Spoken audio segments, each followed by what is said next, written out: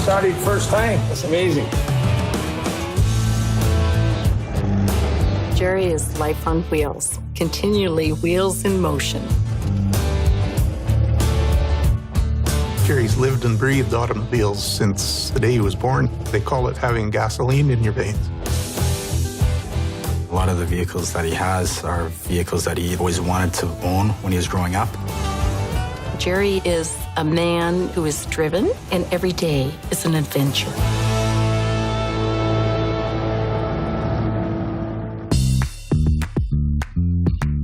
One of the reasons I'm not a very good golfer is that my dad didn't allow us to do sports. We had to work. That's my excuse anyway.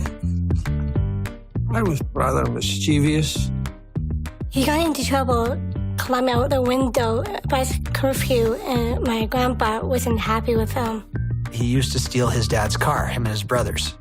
Gerry, because he was the youngest, he was the one that was always in charge of grabbing the keys. They push the car down the road, start it up, and go for a drive.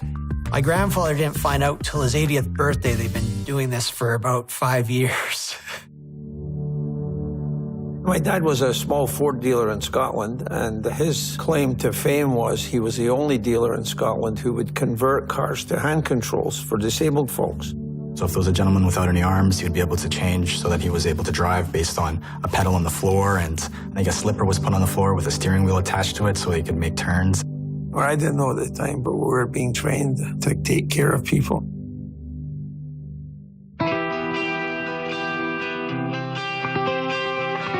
Gerry's plan was to come across Canada with his pal, and he was going to Papua New Guinea to visit his brother. Something that doesn't happen very often, but a Scotsman ran out of money. We got to Calgary, flat broke when we got here, so we had to go to work. So he would give construction a go, and I think it was shortly after that he fell off the roof and broke an arm, and I have no idea why he was on a ladder, why he was on a roof.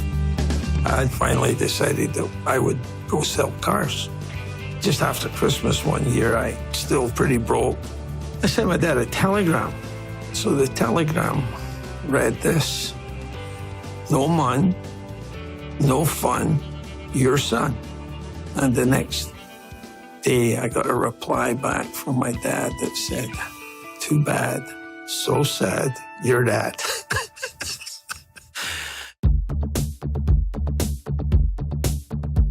I was 10 years with Macklin Ford, sold cars and was a manager for 5, and then met my wife, Elaine, along the way.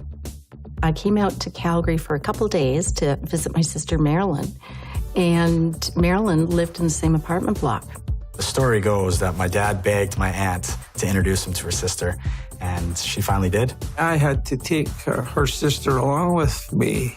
3 of us went on our first date. He said he could snow ski and met him up at Sunshine, and he arrived as Sherlock Holmes in a deerstalker hat, a trench coat, and I think he forgot his gloves. He thought it would be easier to go over to Scotland married for his sister's reception of the year and a half before she got married. Maybe we should get married first and it'd be easier. And that was the proposal.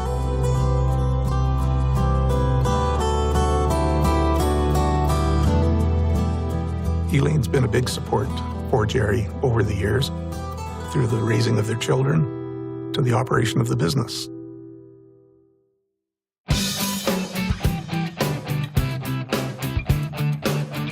Hey guys, how are we doing today? Awesome. How are you? Gerry's on top of everything when it comes to day-to-day operations at the dealership.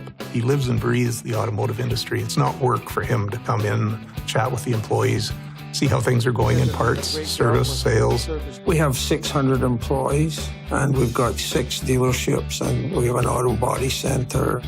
The old saying is find something you love and you never have to work a day in your life, and that's exactly what he's done.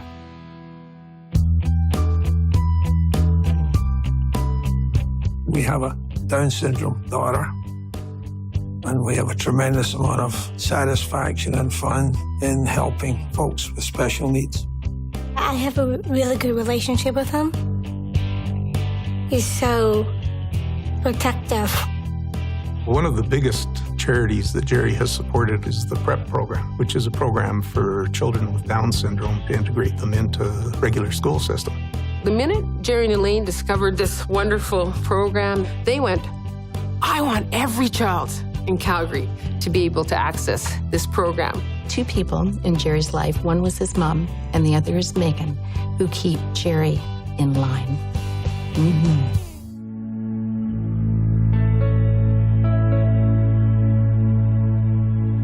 My dad said to me when I was leaving, give you a little advice. He said, you got the gift to get. And that has proven to be invaluable. I think Gerry will be remembered for not only being a great car guy, but being a compassionate business leader.